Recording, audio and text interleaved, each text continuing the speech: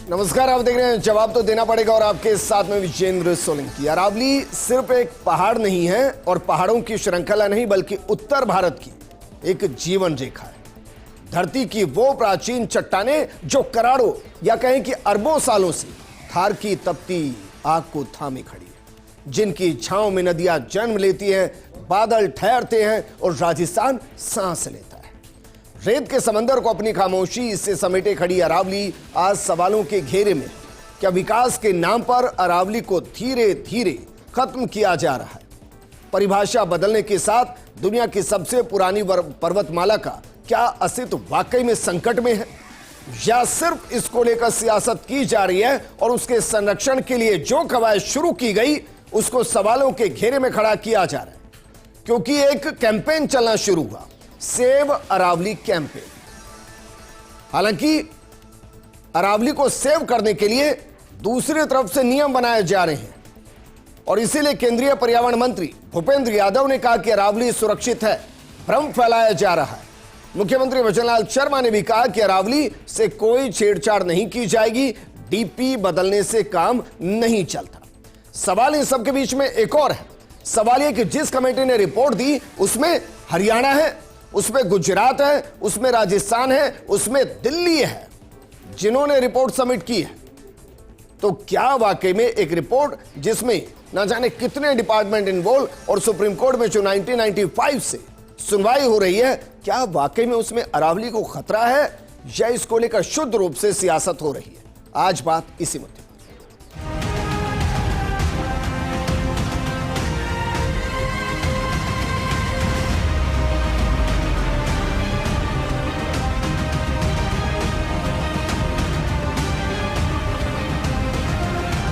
अगर अरावली नहीं बचेगी तो आप सोच सकते हो कि उसके परिणाम क्या होंगे। हम ग्रीन अरावली के लिए प्रतिबद्ध हैं। ये एक झूठ फैलाया जा रहा है। राजस्थान के एक भाई से मैं कहना चाहता हूं कि अरावली को किसी भी तरह से कोई छेड़खानी नहीं की जाएगी।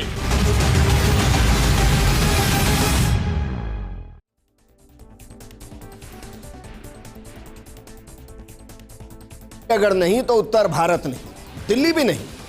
दिल्ली का रायसेना हिल्स जिस पे हमारी महामहिम राष्ट्रपति रहती हैं, वो भी अरावली का हिस्सा है। तो क्या वाकई में अरावली को संरक्षित किया गया है या अरावली खतरे में? इस पर बात करने के लिए हमारे साथ मौजूद हैं बीजेपी प्रवक्ता सुरेश गर्ग जी, कांग्रेस प्रवक्ता नितिन सारस्वत जी, राजनीतिक विश्लेषक देवेंद्र शास्त्री जी।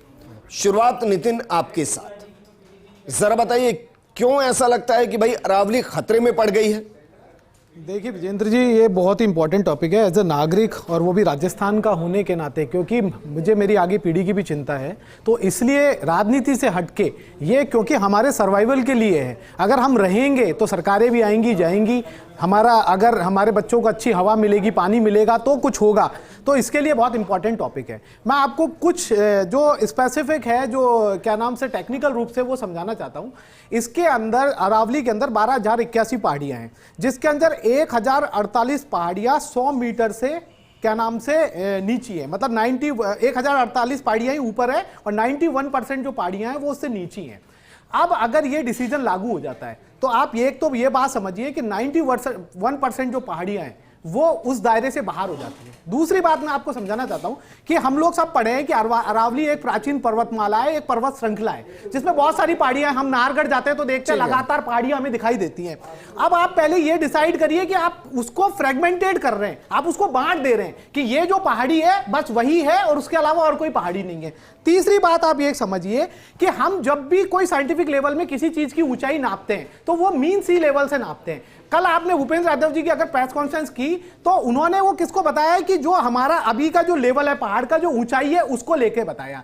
चौथा जो बात है, उन्होंने कहा कि अंदर पहाड़ी कितनी है, क्या हमने कोई लिडार सर्वे करवाया? वो भी नहीं। तो आपने जो पहाड़ की ऊंचाई का जो मानक है उसको चेंज कर दिया, तमाम पहाड़ियों के बीच में डिफरेंस कर दिया। ये बिल्कुल वैसा ही संदेहास्पद चीज है। सुनिए मेरी बात, सुनिए। नहीं, मैं पूछ रहा हूं रिपोर्ट क्या किसने सबमिट की थी? अरे सुनिए तो सही, किसने रिपोर्ट सबमिट? मैं कह रहा हूं वो रिपोर्ट मैं मेरे को पता है आप वो करोगे, पर पहले मैं कुछ नहीं करूंगा भाई, मैं सच बताऊंगा। हाँ बिल्कुल। हाँ, किसने की रिपोर्ट सबमिट? 2003 में कल अशोक गहलोत जी ने भी आपको आपको बताया था अशोक कि गहलोत जी ने स्वीकार की थी रिपोर्ट। सुन तो लीजिए, 2003 में एक विशेषज्ञ कमेटी बनी, उसने रोजगार और तमाम तरीके के सृजन से एक रिपोर्ट प्रस्तुत की कि ऐसा होना चाहिए।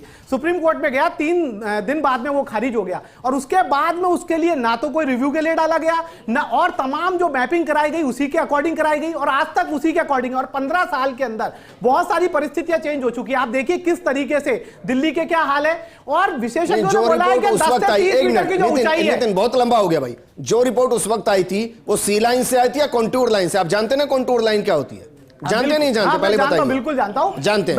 अब बताइए वो कॉन्टूर लाइन से या सी लाइन से थी? मैं ये कह रहा हूं कि जो भी रिपोर्ट, अरे भाई 2003 में जो रिपोर्ट आई जिसको गहलोत साहब ने स्वीकार किया, वो कॉन्टूर लाइन से 100 मीटर थी या वो सी लाइन से थी? ये बताइए पहले। मैं ये कह रहा हूं कि वो कॉन्टूर लाइन से थी, लेकिन सुनिए, कॉन्टूर लाइन से थी, मेरी बात समझिए। थी या नहीं? लेकिन अरे भाई थी या नहीं? उसको रिजेक्ट कर दिया 15 साल पहले। सुप्रीम कोर्ट ने किया ना? उसी के अकॉर्डिंग। अरे भाई सुप्रीम कोर्ट ने किया और सुप्रीम कोर्ट स्वीकार कर रहा है। सुप्रीम कोर्ट ने किया। मेरी बात सुनिए पहले, एक चीज स्पष्ट कीजिए, 15 साल के भ्रम मत फैलाइए।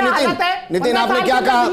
आपने क्या कहा? सीरियस इशू है? हाँ बिल्कुल बिल्कुल सीरियस इशू है। हम एक एक सवाल पर बात कर सकते हैं? बिल्कुल ठीक है। उस वक्त रिपोर्ट कॉन्टूर लाइन से सबमिट हुई थी या सी बेस लाइन से? मैं ये कह रहा हूं, हाँ या ना में कॉन्टूर लाइन? मैं ये कह रहा हूं कि जो रिपोर्ट थी उसको खारिज करके गवर्नमेंट आगे 15 साल पहले आगे बढ़ चुकी है। मैं कह रहा हूं 15 साल पहले उसको आगे बढ़ चुके हैं। को नहीं करने। मैं कह रहा हूं कि 15 साल पहले आगे बढ़ चुके हैं कि नहीं बढ़ चुके? भाई उस वक्त भी कांग्रेस सरकार ने जिसको एक्सेप्ट किया था वो कॉन्टूर लाइन थी। अब दूसरे सवाल पर आ रहा हूं, 15 साल में कौन इन्वॉल्व था रिपोर्ट में? क्या हालत है? अभी जिन्होंने रिपोर्ट सबमिट की कौन कौन से डिपार्टमेंट इन्वॉल्व थे? कौन कौन से डिपार्टमेंट? वो एक विशेषज्ञ कमेटी थी, और आज जो रिपोर्ट कौन से डिपार्टमेंट? मैं बताता हूं, कांग्रेस ने नहीं बताया। मैं आपको बताता हूं, एफएसआई ने मना किया बिल्कुल। उसके अंदर एक विशेषज्ञ कमेटी 2003 में इन्हीं की सरकार के अंदर गठित हुई थी, बीजेपी की सरकार के अंदर। आपको ये पता है कि नहीं पता? बिल्कुल नहीं पता होगा। एफएसआई ने मना किया। एजेंडा चला के आते हैं। इसमें एफएसआई थी, जीएसआई थी, इसमें सीएससी थी। किसकी सरकार थी जब वो रिपोर्ट आई थी? फॉरेस्ट सर्वे ऑफ इंडिया था। इसमें फॉरेस्ट सर्वे ऑफ इंडिया के अलावा इसमें कौन-कौन जियोलॉजिकल सर्वे ऑफ इंडिया और सभी राज्यों के वन विभाग और सेंट्रल एम्पावर्ड कमेटी थी। 2003 में वो किसकी सरकार थी जिसने रिपोर्ट सबमिट की? नितिन हाँ बिल्कुल। 2003 में किसकी सरकार थी बताइए ना? ठीक है, किसकी सरकार थी 2003 में? बताइए ना 2003 में किसकी सरकार थी? क्यों भाग रहे हैं आप बताने से? किसकी सरकार थी जब वो रिपोर्ट आई थी? कहां पर? जब वो रिपोर्ट बनी थी वो किसकी सरकार के अंदर रिपोर्ट बनी थी? जो विशेषज्ञ कमेटी की जो रिपोर्ट बनी थी वो किसकी सरकार में बनी? देवेंद्र शास्त्री जी। मैं बेस लाइन के साथ आ रहा हूं क्योंकि मैं इस पर इन डेप्थ प्रोग्राम कर चुका हूं। एक नैरेटिव फैलाया जा रहा है कि भाई 90% जो अरावली है अब वो अरावली नहीं है। मैं इसके डिकोड करके कुछ लाइनें बता रहा हूं, आप इस बात को पूरा कीजिएगा। कोर्ट में जो रिपोर्ट सबमिट हुई उसमें कहा कि 100 मीटर से ऊपर की जो भी होंगी वो अरावली हिल्स कहलाएंगी। हिल्स कहलाएंगी सर, इसको समझिएगा, अरावली हिल्स कहलाएंगी। और ये कहां से आया? ये आया मर्फी के सिद्धांत से। मर्फी का सिद्धांत वर्ल्ड क्लास सिद्धांत जो हर पर्वतमाला पर लागू होता है। अब ये हिल्स हो गई। उसमें आगे कहा गया है कि जो भी हिल्स है उससे 500 मीटर की दूरी पर, चाहे वो 10 मीटर की ही क्यों ना हो, कॉन्टूर लाइन से चाहे वो 10 मीटर ही क्यों ना हो, वो भी अरावली का हिस्सा होगी। उससे 500 मीटर पर कोई 5 मीटर भी हो, वो भी अरावली का हिस्सा होगी। अब मुझे यह समझ नहीं आ रहा कि ये नैरेटिव कहां से सेट किया गया कि भाई 90% अरावली खतरे में पड़ जाएगी, जबकि यहां बात अरावली की नहीं, आपको अरावली पर्वतमाला की बात करनी पड़ेगी। और जब अरावली पर्वतमाला की बात होगी तो हर 500 मीटर के बाद की चाहे वो कितनी ही छोटी हो वो अरावली पर्वतमाला कहलाएगी। फिर ये नैरेटिव क्यों है देवेंद्र जी? देखिए, ये मैं समझता हूँ कि सुप्रीम कोर्ट और सरकार, जिन सरकारों ने ये रिपोर्ट्स दी हैं और सुप्रीम कोर्ट ने जिनके आधार पे ये फैसला सुनाया है, ये उनकी ड्यूटी है सरकारों की, और इवन सुप्रीम कोर्ट की भी, वो एक्सप्लेनेशन के साथ अपना जजमेंट देते ताकि ये कन्फ्यूज़न नहीं फैलता। देखिए, ये सच्चाई है कि अरावली पर्वतमाला को लेकर के आप इतना असंवेदनशील नहीं हो सकते हैं। ये दुनिया की सबसे पुरानी श्रृंखला है जिसको प्रोटेक्ट करने की आवश्यकता है। एप्पल ग्रीन है, नहीं, आपने जो बात कही वो ठीक है कि भाई उसमें पढ़ेंगे ही नहीं और एक नैरेटिव सेट कर देंगे तो नहीं, नैरेटिव कौन करता है? नैरेटिव जो कमजोर लोग होते हैं उनके सामने नैरेटिव भी खड़े हो जाते हैं। तो सरकार को अपनी ताकत दिखानी चाहिए, एक्सप्लेन करना चाहिए। नैरेटिव क्या होता है इसमें? नैरेटिव की कोई बात ही नहीं है इसमें। आप स्पष्ट कर दीजिए भाई मुझे एक बात कर रहे हैं बताइए, सर आप। मुझे बताइए इस नई मैं परिभाषा खुद की इस क्या पक्ष में हूं जरूरत सर। पड़ी? सुप्रीम कोर्ट को नई परिभाषा पूछने की आवश्यकता क्यों पड़ी? आपको पता है कब से केस चल रहा है? क्या? बताइए कब से चल रहा है केस? ये 2000 से पहले से चल रहा है, उससे पहले भी और केस क्या था अरावली सर? के अंदर माइनिंग का इश्यू चलता रहा है। पर मैं ये कह रहा अरे हूं नहीं है सर वो कि केस। माइनिंग लॉबी के दबाव ये में टी एन सरकारें गोदावर्धन, ये सब करती देवेंद्र रहती हैं। Shastri ji, T N Godavarman versus union of India का केस है सर। रिट पिटीशन संख्या 202/195 का केस है, 1995 का केस है। और कहां से बिल्कुल। शुरू हुआ था सर पता है आपको? नीलगिरी से। लेकिन उससे क्या वहां से फर्क अरावली तक पड़ता आया है? है। अगर आप माइनिंग के लिए अलाउ करेंगे, अरे सर तो माइनिंग का भाई तो खेल मैं ही ये नहीं है सर। समझता हूं कि आप समझ ही नहीं रहे हैं सर, इसमें माइनिंग का कोई खेल नहीं है, इसमें अर्बन डेवलपमेंट का खेल है। जो भी इसके साथ कंसर्न चीजें हैं वो अर्बन डेवलपमेंट की है, माइनिंग का नहीं है। भाई वो राजस्थान में एक ही कितने बात है, परसेंट माइनिंग अगर हो रही आप है? अर्बन डेवलपमेंट करेंगे तो भी अरे सर ये वही बात केस है। भी हरियाणा का, माइनिंग से गुड़गांव का ज्यादा है। फर्क श्याम सिंह अर्बन से कटेवा जी पड़ता है। हमारे साथ जुड़ गए, विषय विशेषज्ञ हैं। श्याम सिंह कटेवा जी, सर आपको मैं मानकर चल रहा हूं आपने बहुत बेहतर तरीके से इसको पढ़ लिया होगा। अब मुझे बताइए कि देश के अंदर कितने परसेंट, इन 4 राज्यों में जो अरावली है, कितने परसेंट इस नए नियम से संरक्षित हो रही है और कितनी खतरे में आ गई है? मेरे हिसाब से जो पहले जो अवैधानिक तरीके से अरावली का जो दोहन हो रहा था, चाहे वो रूरल अर्बन डेवलपमेंट के नाम पे हो रहा हो, चाहे माइनिंग के नाम पे हो रहा, उसको अब सुप्रीम कोर्ट ने पिछले 35 साल से जो केस पेंडिंग था वो इसी वजह से पेंडिंग कर रखा था कि एक यूनिफॉर्म डेफिनेशन बनाई जाए ताकि अरावली का संरक्षण हो सके। आज उसके लिए सुप्रीम कोर्ट ने 35 साल बाद में धन्यवाद के पात्र है जो उन्होंने इस तरीके का निर्णय दिया जिससे आने वाले समय में अरावली का दोहन अनैतिक तरीके से ना हो सके। उसी को देखते हुए हम सब लोगों को यह है कि अरावली का डेफिनेशन के अनुसार हम लोगों को इसमें नहीं करना चाहिए दोहन जो ऐसे। मुझे तो बस इतना बताइए कि 2 नियम हैं, एक तो 100 मीटर की ऊंचाई कंटूर लाइन से, दूसरा कंटूर लाइन के बेस से जो शुरू हो रहा है 500 मीटर उस तक को अरावली पर्वतमाला। इससे अरावली का 90% खतरे में पड़ा है या 90% संरक्षित हुआ है? 99% जो भी अरावली का क्षेत्र है वो सुरक्षित है। 0.03% अगर राजस्थान की देखेंगे तो लगभग माइनिंग के अंदर तो 0.03% माइनिंग एरिया है, बाकी सारा संरक्षित है। चाहे वो फॉरेस्ट की वजह से आप संरक्षित कर रहे हो, चाहे आप रिजर्व फॉरेस्ट की वजह से या और जो आपके पास जिनकी वजह से इनको रोक रखा है कि पहाड़ियों का दोहन इलीगल ना हो सके, इसी वजह से 99% पहाड़ियां सुरक्षित है आज की डेट में। सुरेश गर्ग साहब, हर बार कंफ्यूजन क्यों होता है भाई? जब भी बड़े डिसीजन होते हैं उस दौरान ऐसा क्या होता है कि कॉमन मैन की विचारधारा बिल्कुल अलग चली जाती है? हाँ, मैं यही बताना चाह रहा हूँ। हुआ क्या है कि सुप्रीम कोर्ट का निर्णय आया था 20 नवंबर 2025 को। हमारी सरकार का कार्यकाल 14 दिसंबर को 2 साल पूरे हो गई। 2 साल पूरे होने पर हम हमारी जो उपलब्धियां हैं 2 साल की, वो गांव-गांव ठाणी हमारे रथ यात्रा के माध्यम से भी जा रहे हैं और जनता उनका समर्थन कर रही है कि हमने 2 साल की क्या क्या उपलब्धियां की है, क्या क्या 2 साल के अंदर काम किया। हाँ सुनो, तब अशोक गहलोत जी को याद आया कि यार ये तो क्या हो रहा है कि यहाँ तो 2 साल की उपलब्धियां, 5 साल वर्षे 2 साल, 5 साल में जो राजस्थान के अंदर जो धराशायी शासन हो गया था, राजस्थान के अंदर जो अराजकता का माहौल था, जो डेवलपमेंट नहीं था, तब अशोक गहलोत जी को याद आया, तब उन्होंने सेव अरावली का 18 दिसंबर को ट्वीट किया, 18 दिसंबर को सोशल मीडिया पे डाला। अरे निर्णय 20 नवंबर का था, आप 18 दिसंबर को याद आई अशोक गहलोत जी को कि अरावली सेव, तो ये है। और फिर मैं ये कहना चाहता हूं कि आज राजसमंद के अंदर 98% के अंदर खनन नहीं हो सकता, उदयपुर के अंदर 99.89% पे खनन नहीं हो सकता, सामरकांठा गुजरात के अंदर 78% पे खनन नहीं हो सकता, और महेंद्रगढ़ हरियाणा के अंदर 80% के अंदर खनन नहीं हो सकता। तो फिर 90% अभी खनन नहीं हो सकता है या इस नए नियम के बाद खनन नहीं हो सकता? अरे मैं यही खनन नहीं हो सकता। हाँ, वहां पे अवैध खनन के कोई परमिशन ही नहीं दी जा सकती। इतने क्षेत्र के अंदर, तो कैसे इस नए अरावली क्षेत्र के अंदर पहाड़ भी है, फोर्ट भी है, लेक भी है और अभी नहीं हो सकता या अभी नहीं हो सकता या नए नियम के बाद नहीं हो सकता जी? आप समझिए, अभी नहीं हो सकता या नए नियम के बाद नहीं हो सकता? नहीं, पहले से भी नहीं था, अभी भी नहीं हो सकता। भाई तो नियम तो बदल गए ना, कि सुप्रीम कोर्ट का डिसीजन नहीं अब आया तो नियम बदल गए। अब सुप्रीम कोर्ट का जो डिसीजन है वो अवैध खनन के लिए आया था। अवैध खनन किसी भी रूप में नहीं हो सकता।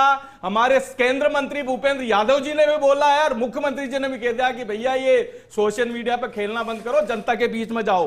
और मैं आज की बताता हूं, कांग्रेस के कार्यकर्ता कितने हताश हो चुके हैं, कांग्रेस के कार्यकर्ता कितने हताश हो चुके हैं। कांग्रेस के एजिटेशन के अंदर कांग्रेस मुर्दाबाद के नारे लगा रहे हैं, कांग्रेस मुर्दाबाद के नारे लगा रहे हैं। सुरेश गर्ग साहब, सुरेश गर्ग साहब, और जो कॉमन मैन का गुस्सा है वो, जो कॉमन मैन का गुस्सा है वो, अरे भाई जो कॉमन मैन का गुस्सा है उसका क्या करेंगे? कॉमन मैन तो हमारे साथ है, कॉमन मैन हमारे साथ है। सुरेश गर्ग साहब देखिए मेरी बात सुनिए भाई, FSI 2010 रिपोर्ट है, 212 सीटें लेके आए हम महाराष्ट्र के। सुरेश गर्ग साहब, सुरेश गर्ग जी, सुरेश गर्ग जी, सुरेश गर्ग जी, सुरेश गर्ग जी, सुरेश गर्ग जी, मैं बेसिक नहीं गलत बात मैं ये पूछ रहा हूं सुरेश गर्ग साहब, मैं ये पूछ रहा हूं भाई, अभी जो आप कह रहे हैं कि यहां खनन प्रतिबंधित, यहां खनन प्रतिबंधित, ये FSI 2010 के आधार पर है, मेरी बात समझिए। नहीं नहीं, ये FSI 2010 के आधार पर है। मुझे बताइए जब MOEFCC 2025 इसकी रिपोर्ट के बाद की स्थिति क्या रहेगी? इसके बाद में भी कहीं पे भी कुछ नहीं है, केवल 1,44,000 वर्ग किलोमीटर अरावली एरिया है, जिसमें से केवल 277 वर्ग किलोमीटर के अंदर ही खनन की परमिशन है। इसके अलावा कहीं पे भी कोई परमिशन नहीं है। ये भ्रम फैलाना बंद करे, झूठ फैलाना।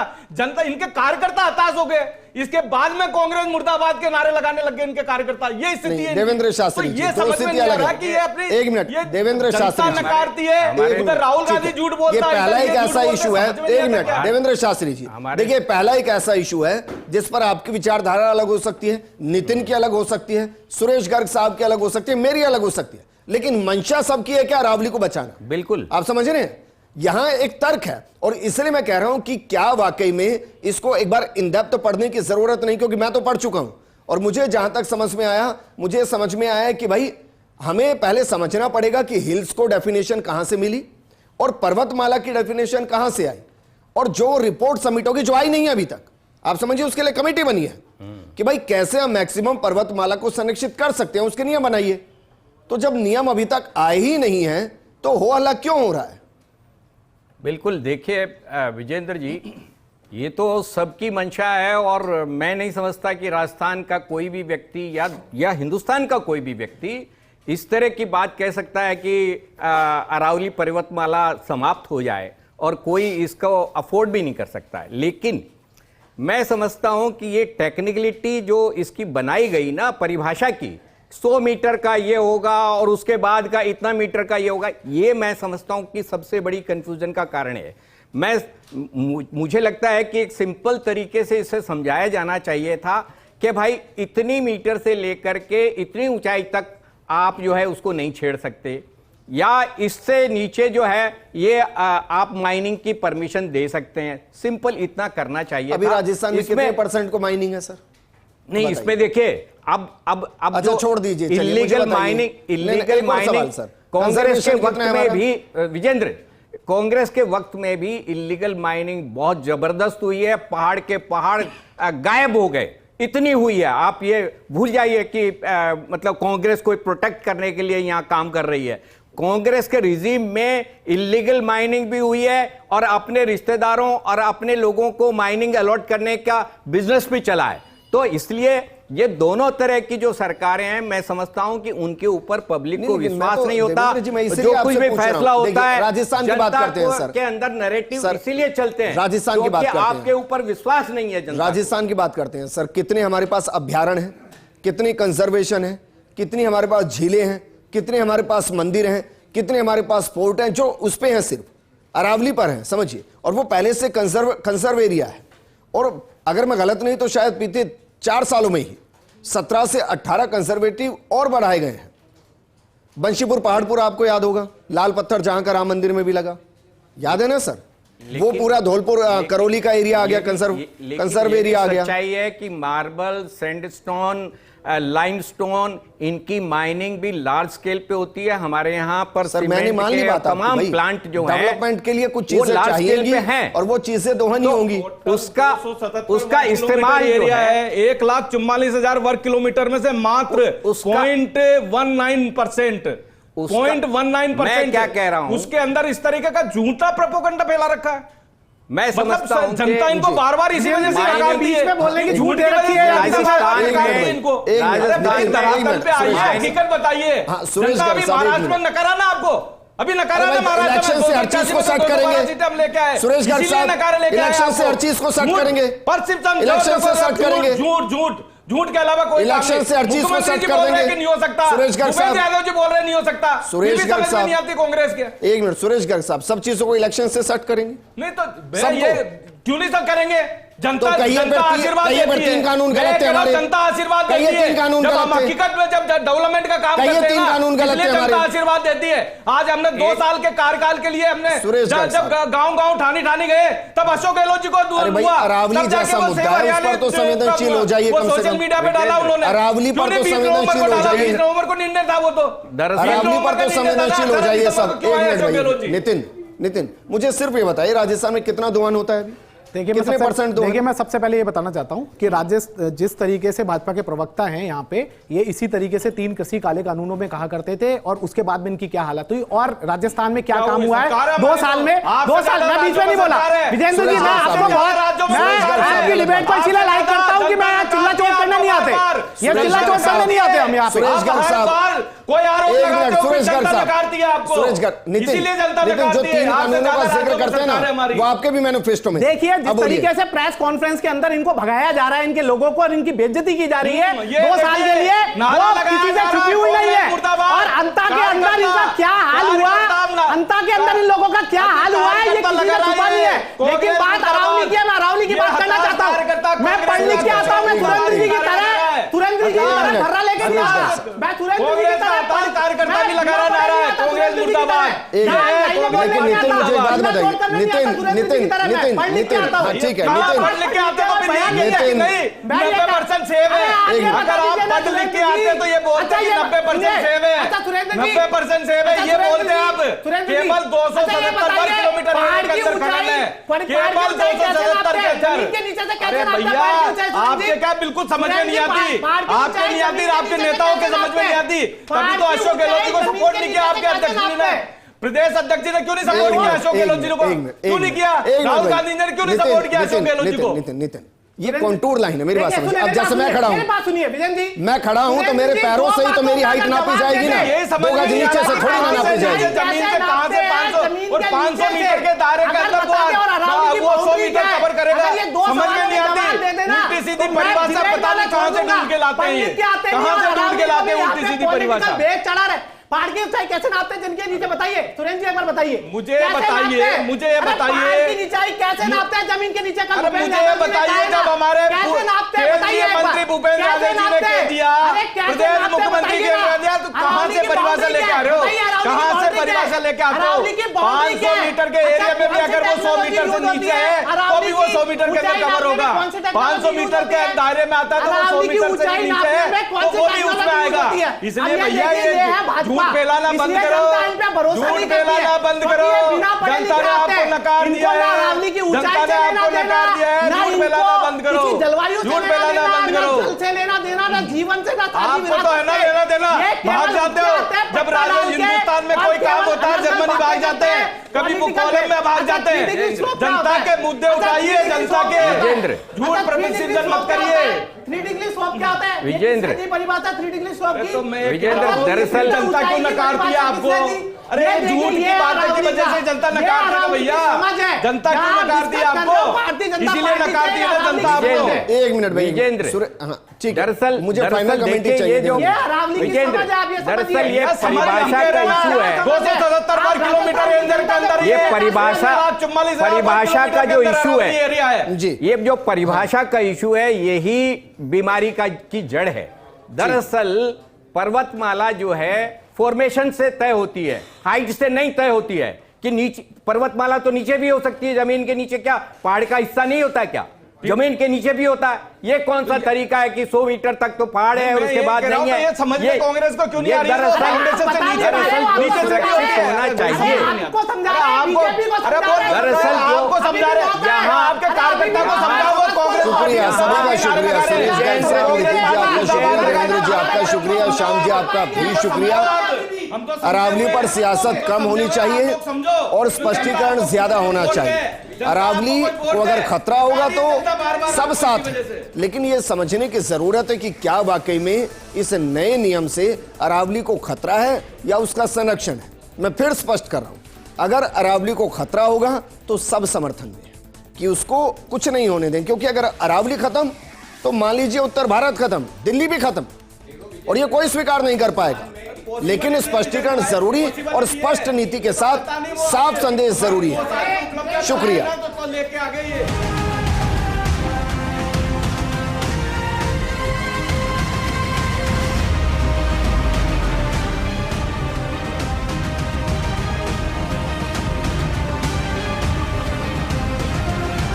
अगर अरावली नहीं बचेगी तो आप सोच सकते हो कि उनके परिणाम क्या होंगे। हम ग्रीन अरावली के लिए प्रतिबद्ध हैं। ये एक झूठ फैलाया जा रहा है। राजस्थान के एक भाई से मैं कहना चाहता हूं कि अरावली को किसी भी तरह से कोई छेड़खानी नहीं की जाएगी।